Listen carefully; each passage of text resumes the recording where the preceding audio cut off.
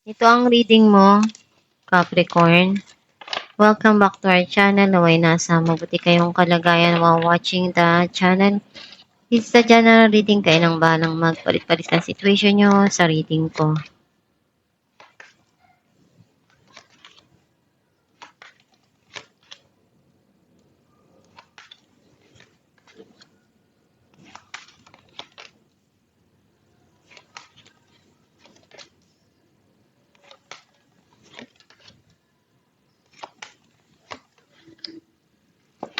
At the bottom of the deck, Nine of Wands.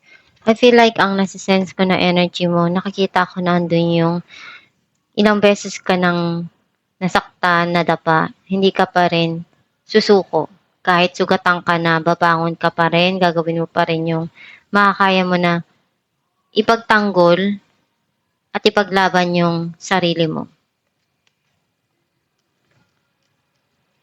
Ang mensahe ng card mo, you feel something here na kailangan mo kontrolin yung iniisip mo, yung nararamdaman mo, or ayaw mo ipakita sa ibang tao na mahina ka. Gusto mo palagi na makita nila na strong yung personality mo, hindi ka basta-basta magpapakita ng kahinaan mo. Some of you pwedeng may kumokontrol sa buhay mo. You are very emotional and sensitive na tao. Maramdamin. And gusto mo pinapakita yung pagmamahal at pag-aalaga sa'yo.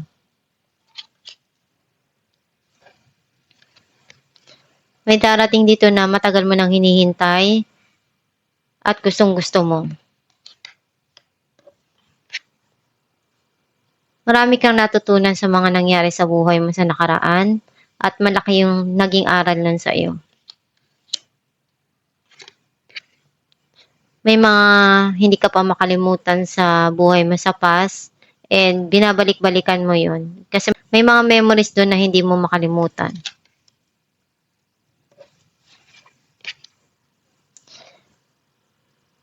Nagkaroon ng pagtatapos o paghihiwalay sa past and kaya nagkaroon ng ending doon.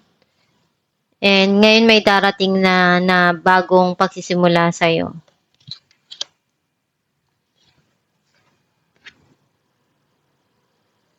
Pinunuan mo lahat kung ano yung makakaya mo, binibigay mo. And umaasa ka na one day, kung ano yung mga ginawa mo, pumalik din sa'yo. Some of you may mga pangarap ka pa na gusto mo pang matupad or makuha at gagawin mo lahat ng makakaya mo para maabot yun.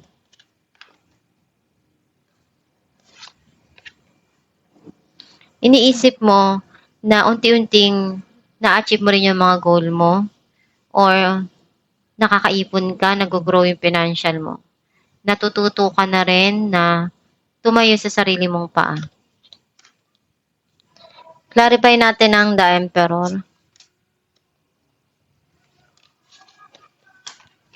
Five of Wands and Temperance. Kailangan mong pag-isipan ng maigi yung mga desisyon mo. Huwag magpadalos-dalos. Kung merong mga nangyari sa nakaraan na pagtatalo or hindi pagkakasundo, kailangan mong habaan yung pasensya mo. And huwag magpadalos-dalos sa mga desisyon para hindi ka magkamali. Clarify natin ang Nine of Cups.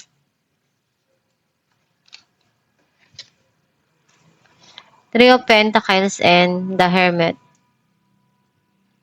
Iniisip mo na may mga nangyari sa buhay mo na hindi mo pa rin makalimutan, binabalikan mo pa rin yun.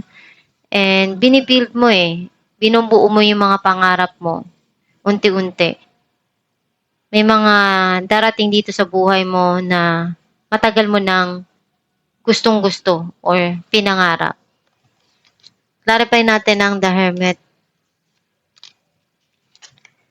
The Empress and Six of Wands. Ngayon naiisip mo yung kahalagahan ng mga pangarap mo. Yung maibigay sa sarili mo yung mga gusto mo. And gagawin mo lahat para magtagumpay. Kasi naisip mo marami ka pang pangarap sa buhay na gusto mong maabot at mag-success. Clarify natin ang The Star. Some of you, may mga nangyari sa buhay mo sa nakaraan na unti-unti mong makakalimutan na or makaka-move on ka na dun. The Emperor and Seven of Swords. You feel something here na kailangan kontrolin yung nararamdaman mo or someone is controlling your life. Itong tao na to gusto mong alisan na. Gusto mo nang i-remove yung sarili mo doon sa tao na yon. Clarify natin ang Queen of Cups. Six of Swords and King of Pentacles. Unti-unti ka nang nag-heal and gusto mo nang harapin yung mga nangyayari sa buhay mo. Ready ka na to face kung ano yung mga darating sa buhay mo. And unti-unti mo na makakalimutan yung mga nangyari sa nakaraan. May tao dito na iniisip niya kung anong magandang paraan para gawin at ipakita sa'yo yung pagmamahal na nararamdaman niya. Some of you, iniisip ng past person mo na kailangan muna na maging okay yung situation. And alam niyang nasasaktan ka pa doon sa mga nangyari sa nakaraan. Clarify natin the Chariot. Six of Cups and Four of Wands. Iniisip ng past person mo na bumalik and makipagkita, makipag-ayos.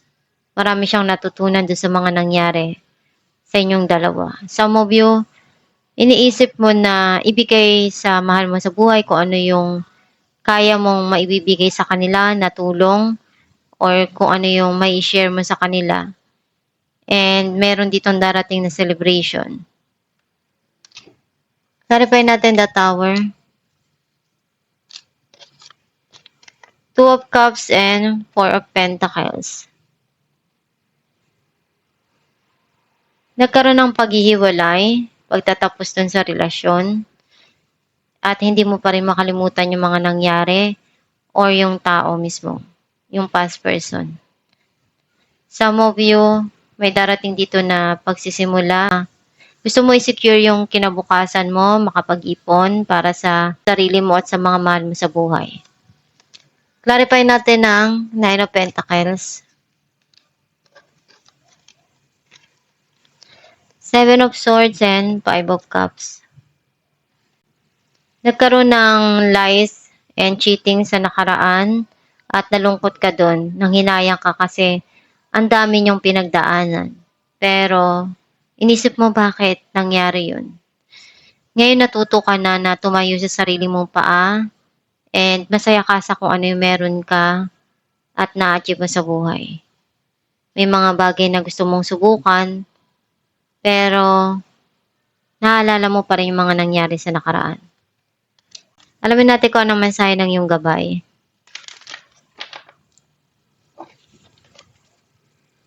Shower of Abundance. To heal your financial situation, first give us your worries concerning money.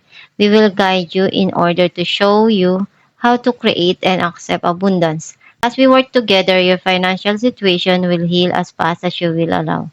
Ang mensahe ng iyong gabay na andyan lang palagi ang Diyos para tulungan ka sa mga pinagdadaanan mo.